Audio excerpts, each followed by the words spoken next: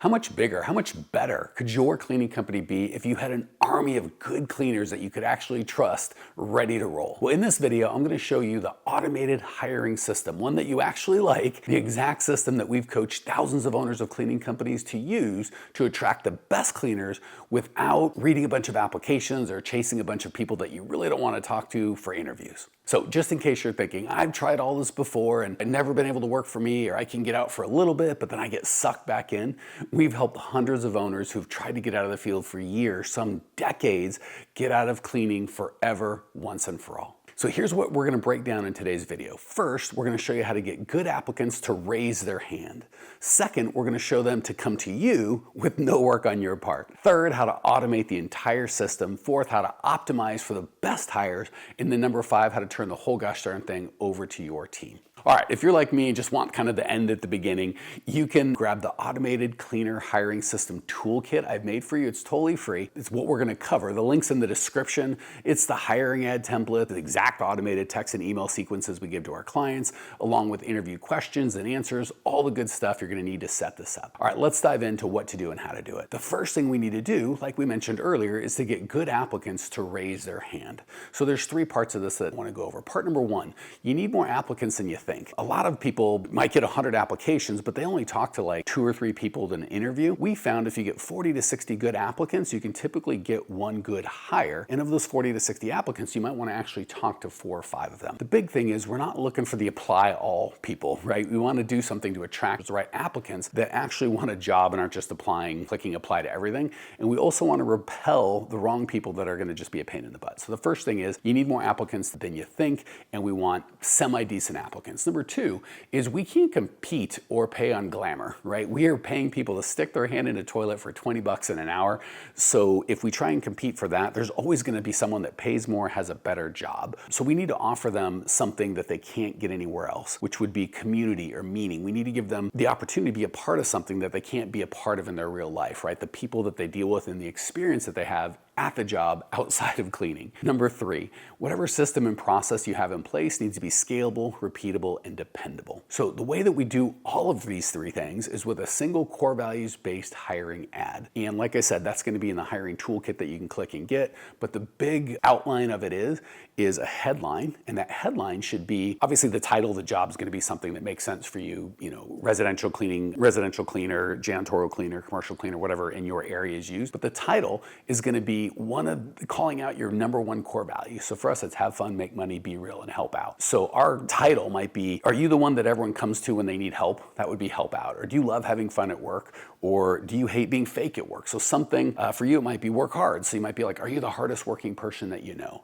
So a big title that, and keep in mind, if integrity is one of your core values and you said, do you tell the truth always no matter what? Right at the top in the headline, the people that are that are gonna be like, oh my gosh, no one else is saying that. They're saying fast growing company looking for this, that, or whatever nonsense. So the right people that do have integrity are like, these are my people right off the bat. The cool thing is the wrong people that aren't into integrity are immediately gonna go, not my bag of fish, and they're gonna go right on. Both are equally good. So the headline is, believe it or not, in all marketing and hiring ads are just marketing, super important. Once you've got that, we basically just want 2 bullet points or 2 lists of bullet points. 1, this is for you if, and 2, this is not for you if, followed by a strong call to action. So this is for you if, I'll give some examples. And again, the example hiring ad is in the toolkit, but I'll give some examples based on, you know, our core values of have fun, make money, be real, and help out. So again, we might say in the bullet point, this is for you if you hate being fake at work and you hate being around fake people at home. On the have fun, you think work is important to do a good job, but if you can't have fun, it's not for you. We could say, if it's important to you that the company you work for makes money, you make money, and making money is something that you're proud of, not embarrassed of,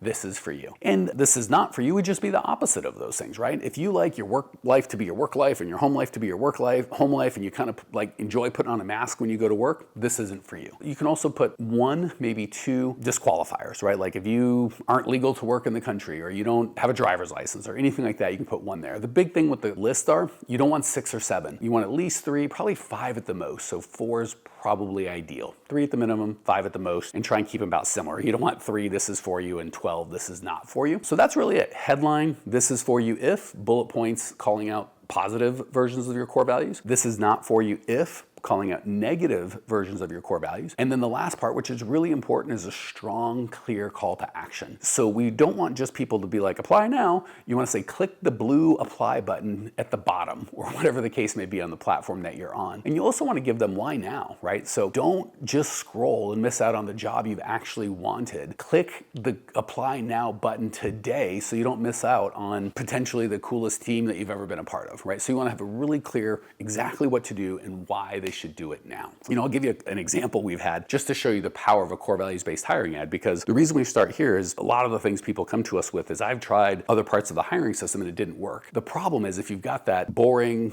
fast-growing cleaning company looking for hardworking people, flexible hours, competitive pay, paid training, it's just super vanilla and you're gonna get super vanilla people. When you put stuff in like, we'll just literally put in a hiring ad, like this is not for you if you're a pain in the neck and don't play well with others, right? So when you put very clearly what you want, you won't just get people that are a little in, you'll get people that are way in. Like we've literally had people, had a big construction company that made large, like $100,000, $500,000 shade structures. And there was a guy, an applicant who showed up in a shirt and tie. When he sent his application, he literally went in Phoenix at the, I don't know what your city's like, but at the overpasses or underpasses or kind of interchanges for the freeway, there's typically homeless people at some of the corners, right? And they'll have a little sign up that says, we'll work for food or veteran or whatever the case may be. He got a 5-gallon bucket from Home Depot, sat on that thing, took off his shirt. I think he looked all scruffy, I can't remember. And he literally had a sign that said, we'll work for shade. Do you think that guy got an interview? Of course he got an interview. Like we put out such strong ads. I remember one of the ones, I don't even drink, but we had one of our employees, former employee, another Mike. I think it's funny, the guy came out to video like an hour and he just used a 1-minute clip of Mike in front of her logo just talking about, hey, this is the thing. And he's making a rum and Coke as he's talking, never references, never looks at it, just makes it, drinks it, just talking about what it's like to work there. And that ad got so much attention in a pretty big city like Phoenix. I remember, I think I was out with my wife-to-be at the time, Natalie, and we had a waiter actually be like, oh my God, you're this company, you own that company, I saw that ad, I wanted to work for you. So a good hiring ad can really make a huge difference in the quality and that one ad that we put out, by the way, with him making the rum and Coke, only ad we ever used, and we always had way more people than we need just off of one ad. So powerful hiring ad can be a big deal. The big concept I want you to take away from this is you can't pick a good wife out of a bunch of bad dates,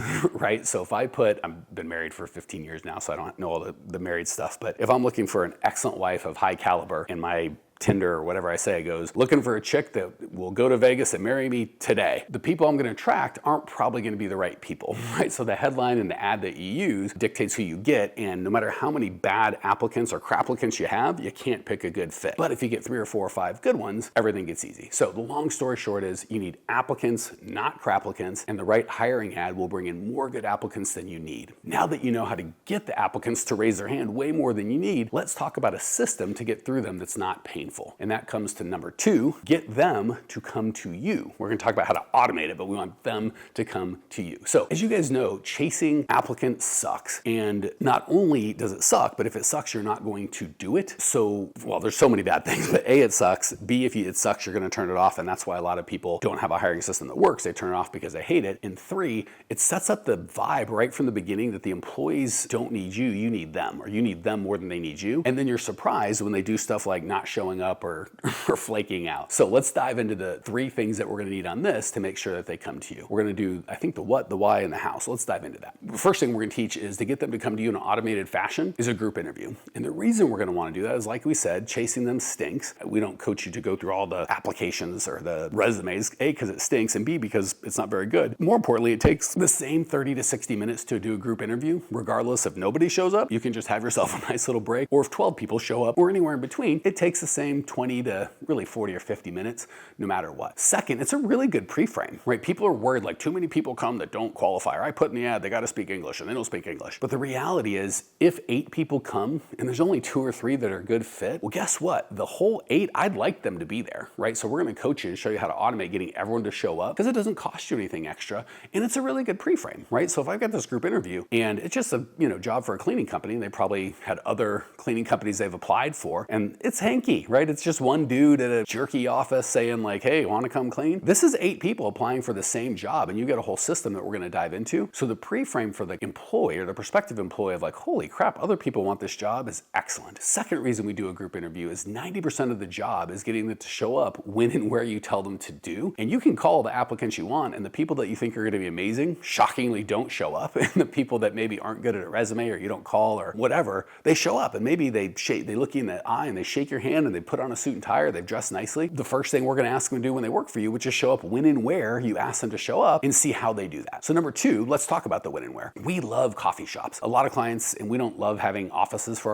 our owners unless you get to like at residential, at least like $40,000 a month, and above that even probably for commercial. So if you have an office, that's great. If you don't, that's great. Either way, we encourage you to do it at a coffee shop. If you have an office, or even you do like a WeWork or something like that, a fractional office, it's fine, but you're going to get office-like answers, right? Like we mentioned before, one of our core values is be real. So the whole goal of this process is to really get clear on who they are. And when they come to an office, you're going to get a very different human than when you get a coffee shop. Coffee shop is going to be fun. It's going to be relaxed. You're going to get a much better picture of who they are. So that's the where. And let's talk about the when. We love, especially to start 2 times a week. And this is really important for a couple of reasons. And we're going to show you how to automate it. If you're like, this sounds like a lot, don't worry. None of this is for you. It's just for your team. We found when people are more than good people, especially in cleaning, they're not available for very long. The good ones get hired pretty quick, right? So if you've got a group interview that happens on Tuesdays and someone applies on a Wednesday or Thursday and there's not an opportunity to talk to your team all the way around till Tuesday again, the likelihood of that guy or gal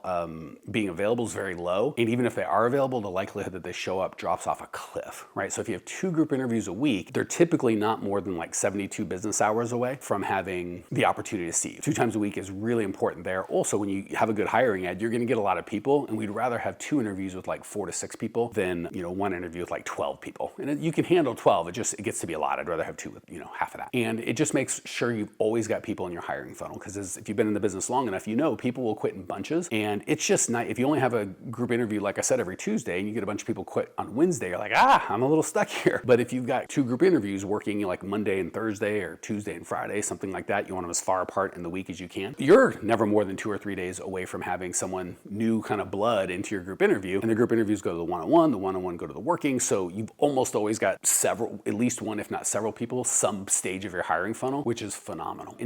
So that's how often. In terms of when, not a huge deal, but we like having them when your cleaning shift would start, right? So residential, oftentimes you might have it 8 in the morning on a Monday or whatever. Commercial, you might start like 5:30. Okay, now that we know why they're important and when and where to have them, let's talk about how to have your group interviews. Right off the bat, the big mistake people make is they want to talk, right? We're super proud of our businesses, as we should be, right? We're the chief kind of rah-rah officer. But when we're talking, they might be learning about us, which is fine, but the goal of the interview isn't for them to learn about us. They can. It's for us to learn about them, especially because there's 10 of them and there's several of them and just one of us. So we want you to go 60 seconds and right to the questions. So you might just start the interview. Hey, everybody, so glad that you're coming or that you're here. My name is Mike Campion. I'm the owner. Let's dive right in. Steve, boom, right to a question. And again, if you're like, what do I ask? How do I do it? It's all in the hiring toolkit. So A, we want to make sure we get started right away. B, we want to make sure that we are listening like 90% of the time and talking 10. And if they ask a direct question, quick answer. What are the hours? Great question. They're kind of flexible, but it's generally Monday through Friday, whatever to whatever. Boom, right back to a question. 2, the questions on this one should all be core values based. And again, gonna be in the hiring toolkit. My favorite ones are twofold. 1, things that are core values based, and 2, problems that they actually kind of deal with. So an example of that might be, hey, Natalie, let's say your partner doesn't show up. What do you do? Or let's say you get to the job site and you're missing your vacuum brakes, or let's say you forget a key when you're on the job site. How would you handle that, right? And we're not even looking for the right answer. We're just looking for the thought process that goes into it in core values based, right? So if one of our core values is help out and my teammate doesn't show up and I'm like, well, I'm gonna go home. That's not wildly helpful at all. Another core value is make money. It's not gonna make us money or them money or anybody money. It's not real because they said they're gonna do the job, period, and they're not doing it. It violates, it's super not fun for me or the client or anyone when they go home. So we're looking for 2 things. 1, that they've thought about it, their thought process makes sense, and 2, that they align with our core values. Generally, I'm gonna ask everybody at least 1 question just because they showed up. And typically the people that I like, I might ask 2 or 3 too. So you don't have to ask everybody every question. You wanna have lots of different questions for each core value, like 3 or 4. And again, this is all gonna be in the toolkit, but 3 or 4 questions for each value. And again, in the toolkit, we give examples of questions we would ask for our core values. Obviously, you'll have to modify those to your core values. I don't know how to do that or we do with our clients, but can't do that one-to-many. The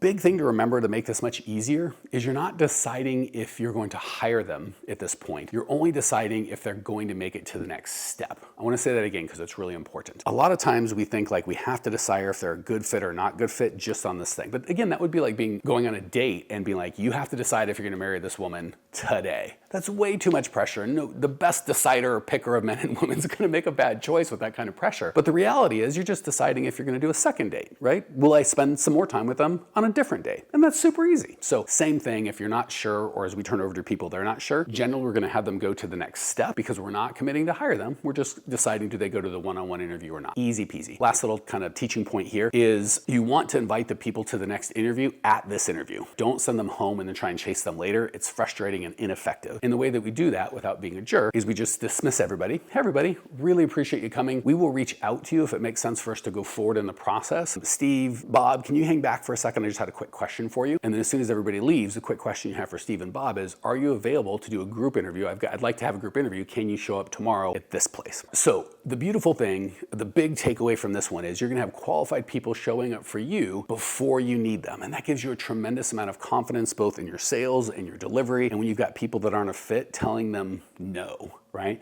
So I'll give you an example. The biggest problem our clients tend to have is when they turn this off. So believe it or not, I know this sounds crazy, but it's true. Clients will literally come to me, going, I can't get out of clean. No one wants to work in my area. Everyone's lazy. They just hit apply. And then within 2 or 3 months, they go the opposite. They're turning off their hiring funnel, complaining, there's too many people. I got to turn off my hiring funnel. So the only potential break in this system is turning off the hiring funnel before you're fully staffed with A players, right? That's a feature, not a bug to have, and I'm doing the huge air quotes, too many people. That's the goal. There's no such thing as too many people. It's like a nightclub going, we're full. We can't take one more person because the fire marshal says no. And there's a line around the block. We got to cut our advertising. No, that's the whole goal. We want the line around the block. And the big thing is this, I'm not a big fan of the show. I've never watched it, but I get the concept. If you're watching The Bachelor and you're hiring, do you want to be The Bachelor where there's 12 girls, or I don't know how many they do, or do you want to be girl number 7? You want to be The Bachelor. So when you don't have a hiring funnel and you're girl number 7 and The Bachelor is the cleaner you're trying to hire, it's a bear. But when you're The Bachelor and every week there's 7 or 12 new girls coming in, and again, I'm not saying you would date this way, disgusting, but a great way to, but you definitely want to hire this way. Remember, you want to be The Bachelor, not girl number 7, or The Bachelorette, not guy number 7. The hiring funnel changes or transitions you from begging the wrong people to show up to great people competing to work with you, and you get coffee and sugar as a bonus twice a week. So for those of you who are like, that sounds amazing, but how do I get people to come to me without looking through resumes and chasing people? I'm sick of calling them. Let's dive into that right now. Again, quick heads up, if you want the automated cleaner hiring toolkit, it is linked in the description. I know I've mentioned a couple of times, I don't want people to get, well, where do I get it? It's in the description. Like I said, it's a hiring ad template, automated text and email sequences we send out, interview questions, or sample interview questions with sample answers that you'd be looking for or not looking for. It's totally free, just a gift. I want to see you guys win. Now let's jump into big idea number 3, automating the process. So number 1, I kind of referred to this earlier, but I want to make sure we really hit it. Don't go through the applications. I know with the old system, if you didn't go through the applications, you'd get a bunch of knuckleheads and it was awful. But keep in mind, it's going to take you the same 20 to 40 minutes, maybe 60 at the most, regardless of who shows up. So just have the automated system that we're going to teach you. The texts and emails go out. If you have to call them and rah-rah them to come, it's probably not a good fit. Also, if you go through the applications, you typically hate that process. And if you hate the process, you're not going to do it. You want this feeling or this reality of just you or your cleaner showing up twice a week magically to this coffee shop and people just being there. It's the best. So don't go through the applications. You hate it. It's not going to work, and it circumvents the process. Number 2, we also touched on this. You want as many people as possible. So that is a feature, not a bug. Number 2, some of the best people will have bad applications, right? Applications test for something that we're not really needing. Applications or resumes test, are you good at Microsoft Word? Are you good at writing the English language? Are you good at articulating things that you've done? And a lot of people are like, I need people that have cleaning experience. Believe it or not, cleaning experience can be unhelpful half the time because they think they know everything and they're not trainable. It can be helpful in that you know that they've physically done the job, but sometimes they lie about that. So the reality is, if you called every single application, which you won't, you get 83, you'll call 11 before you get exhausted. But let's say you call 83 like a crazy person. I promise you, having done this for decades, the applications or the people that you talk to that you think are going to be the best don't even show up. And some people that you miss or wouldn't talk to or you don't think will be great show up and absolutely bang on they're the right people. So don't go through the applications. One, you'll hate it. Two, it's a really poor proxy of how they're gonna do. A great proxy is, without calling and begging, you just text and email them instructions of what to do and where to show up and all that, and they either do it or they don't. That's a great indicator if they're gonna be a good fit. So that's part of the process. And like I said, the last thing is if you have to beg them to come to the interview, imagine trying to get them to show up for the hard work, right? The interview's fun, it's coffee and donuts. If they're not gonna come to that, they're not gonna do the hard work. And then finally, I don't wanna waste time here on exactly what to say and how to text it, because like I said, we've got the whole exact sequence written out for you, so I don't wanna bore the pants off you guys with send this text at this time and this email at this time and here's the text. So if you want the toolkit, go ahead and click and get that and we'll just send it to you so we don't have to go through it here. The big thing I want you to leave with is clients constantly feel like they have to go through the application, and that's just because they can't get that more people is better. So if you just take away, it's okay, it's a feature, not a bug, to have 8 people come to my interview, even if 5 are gonna be totally unqualified because they've shown up, so they're already more qualified than the guy that you talked to, and they set a very good energy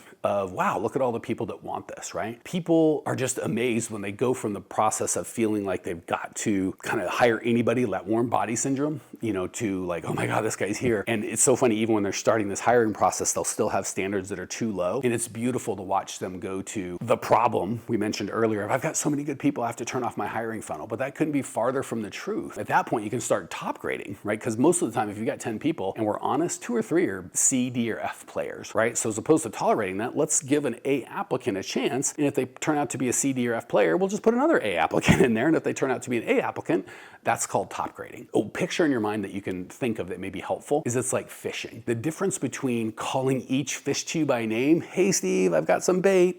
Would you like some yummy bait? Come on, Steve, let's do it. And having like 100 lines in the water and just waiting for them, right? My wife's a big deep sea fisherman or fisherwoman, and they'll have like, 10 lines out, and it's a lot more fun if you're just sitting there with 1 line, with your kid hoping something happens versus just having 10 lines. So that's what we're gonna do. Keep in mind, once you automate this process, you literally just show up for coffee and qualified applicants magically appear. So you guys may be thinking, this sounds awesome. I think I've got it, but how do I do the group interview? What happens next? How does this whole process work together?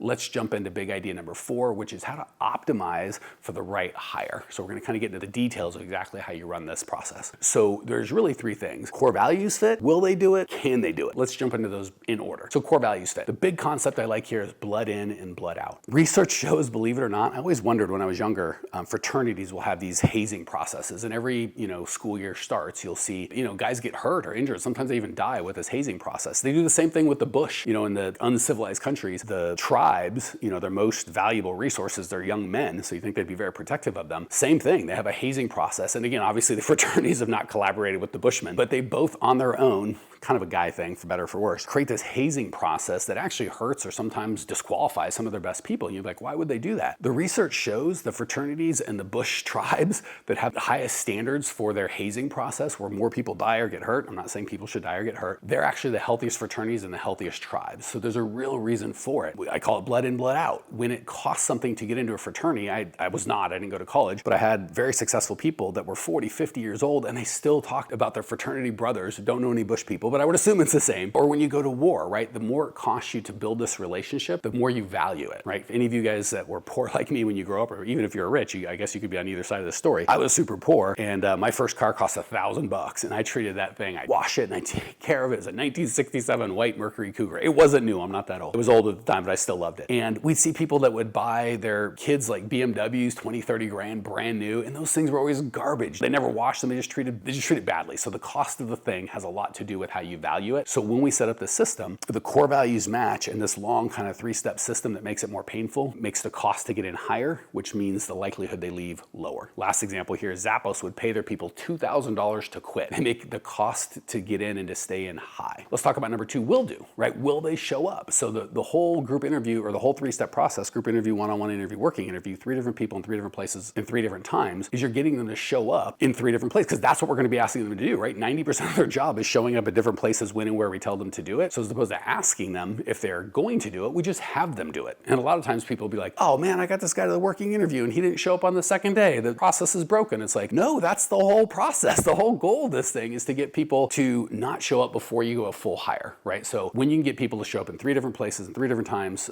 with 3 different people over the span of several days, it's not perfect, but it's a really good indicator that they're going to continue to show up. The third piece is can do, and that's where we do the working interview. The thing with cleaning is it's a hard physical job, right? People look at it and they go, that looks fun. You know, me and if it's a lady, me and another gal that I like, ideally cleaning. I like cleaning my house, it'll be great. And they do it like, holy crap, this is work. So we want to make sure the working interview, they demonstrate they can do it. And typically, even if they said they've cleaned before, big mistake we make here is having people work like a full, like 4 to 6 hour shift. And we would coach you only to have a 4 or 5 hour shift, but a full 4 or 5 hour shift. It's okay if the first day they do like 90 minutes to 3 hours tops, right? So we're going to have the working interview be over 2 to 4 days. And like the last day or two is going to be a full shift, but the first couple just take it nice and easy. And if the trainer, he or she, or they might have like 2 jobs, we might just take the trainee to 1, right? We're going to go way easy. And the process is super simple. I learned this when I bought my Service Master franchise, still works. They watch the trainer watches them, the trainer doesn't watch them and checks their work, and then the trainer has them check someone else's work, and then the last step is they become a trainer. Super important. Most of us do some sort of I'll trust them to be a trainer or a lead or whatever you want to call it. Once they've been with me 6 months or whatever, the faster we make this process happen, the more we can find out who they are, right? Time doesn't do anything. It's just a matter of you get to know them better. So we want to condense the getting to know each other stage into a smaller area. So really by the second week they're there, they should be training the next person. The application here is this gives your employees, your applicants, your prospects, and most importantly you, certainty and confidence that you've got an actual system in place, right? It makes you feel good about what you've got going on. You don't even have to be there. We'll talk about that in a second. It makes your employees feel confident, like, holy crap, he doesn't need me. Or she doesn't need me. There are plenty of people coming in that want my job. And it makes applicants go, this is a real place that gives a crap about who they hire and they've got a system in place. You know, I'll give you an example of an extreme example. I had a larger client that worked for the New York subway system, and he actually had an employee punch somebody in the, it's the subway in the middle of the night. It's a tough place. And he came to me pretty wrecked, like, oh my God, it's going to be huge. And we walked through his system and I'm like, do you have a system in place? And he did everything we taught him. And it's a best practice. So he could go to the guy and go, I'll be honest with you, we've got lower wage people in the subway in the middle of the night. Things are going to happen. Our job is to make sure that we do background checks and we have a system and like he had everything in place, and his employer could go, you're right. All he could be held accountable for is he doing the right thing with the hiring, which he was, and then did he handle it right at the time, which he did. So he was able to kind of set that guilt down. And I use that example because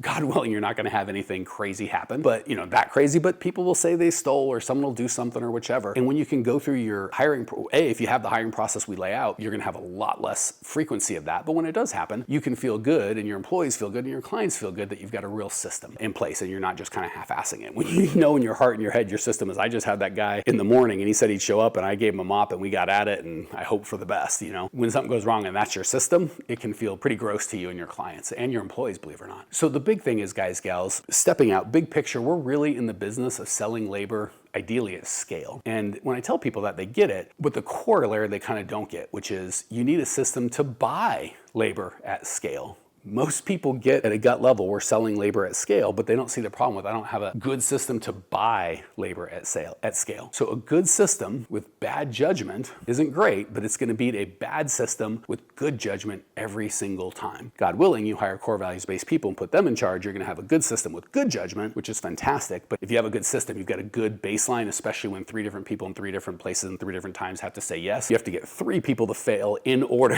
consecutively over the span of a week. It's not perfect, but boy, oh boy, does it go good. Last thing here, at this point, you're probably going, this all sounds great, but you said 3 different people and 3 different interviews. That sounds like a ton of work. I don't want to do any of this. So let's get to step 5, which is turn the whole shoot match over to your team. Now, this is a great system, but if you have to do it, it's a much better job than you had before, right? Now your job is hiring as opposed to cleaning, but it's still a job, and we want you to own a business, not a job. So let's talk about how to turn this over to your team so you continue owning a business and a set of systems, not a job that you have to do. First piece I want to get into is just the benefits of turning it over over to your team, because there's a ton. One, you'll get people that are down with your cause, not people that are just there for a paycheck. When I say this is a great company and you're gonna love it and blah, blah, blah, blah, blah, it goes down one way. But when one of my team is like, oh my gosh, Mike's the best and I love who I'm working with, and can you believe he's paying me to have coffee and cookies with you? This is, no one else ever let me train anyone or hire anyone. It is just gonna get you better people, because people are gonna be down with your cause. Both the employees that you've got and the applicants that you have see it, right? You can explain it, but when they see it, it's different. It's a beautiful pre-frame for your employees and your prospective employees. The prospective employees see that there's lots of people applying for that same job. That's good. They see that they've got the opportunity to be a leader like pretty quick, which is amazing. And yeah, so just sets it. And then also your current employees, cleaners, don't get too lippy, because they see twice a week you've got a stream of people wanting in, right? So they never can hold you hostage, so you don't have the inmates running the asylum. The next benefit is it's automated when you're traveling, or it's automated all the time. But when you're traveling, you don't have to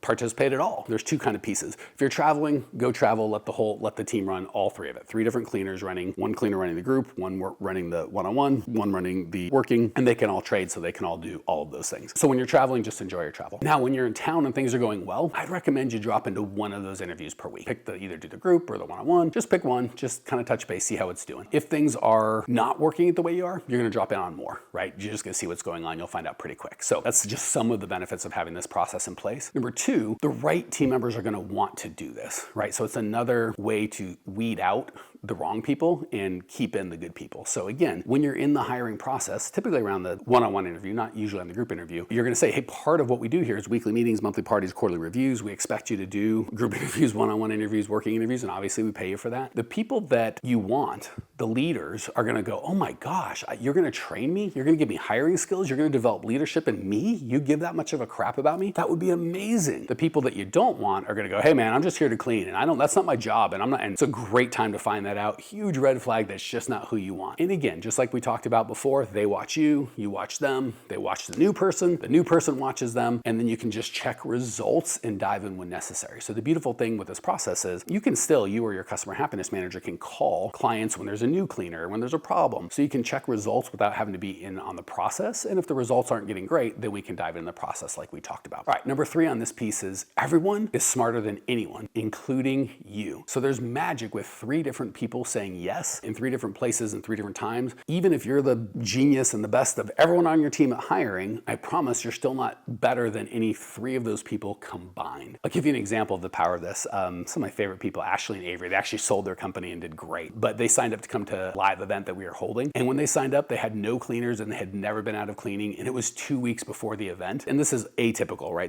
I wouldn't coach you to do this, but it's a story that happened. They actually got on the plane that night. That day, they'd hired their last person. And to my knowledge, they never cleaned again. So it wasn't like they just got to the event and then went back and started cleaning. And again, that's not how I'd coach you to get out, but that happens. And we have people all the time at live events that have been with us a little bit, just be like, oh, hey, my team hired somebody when I was here. I can't wait to meet them when I get back, or at the next monthly party, or at the quarterly review. So definitely a shift from what people are going. Keep in mind, when you don't have a system, hiring is the worst job ever. When you've got a system that's good, now you've got a really good job that you enjoy. The best part is when other people start doing the systems, now you have a business that you own and something you can actually sell. Remember, when you have more people coming in than you need, you move from begging to top grading, right? That's where we talked about earlier, where yesterday's A player becomes today's C player, and you just keep getting better and better and better. Because when you're all full and you have applicants that seem better than the worst person on your team, you're gonna give that applicant some of those hours and you continually top grade. My hopes and dreams for you are you're now ready to build your own automated cleaner hiring system that you love. All you need is the free toolkit and the link. Go grab that, it's totally free, and this video. Don't leave your hiring to chance or a system that doesn't work, or even worse, a system that kind of works but you hate it. Put this in place, let it run so you can focus on being an owner and a leader as opposed to constantly worrying about who's going to do the cleaning. Remember, the beauty of a system is you set it up once and it benefits you and your business forever. So let's get to work.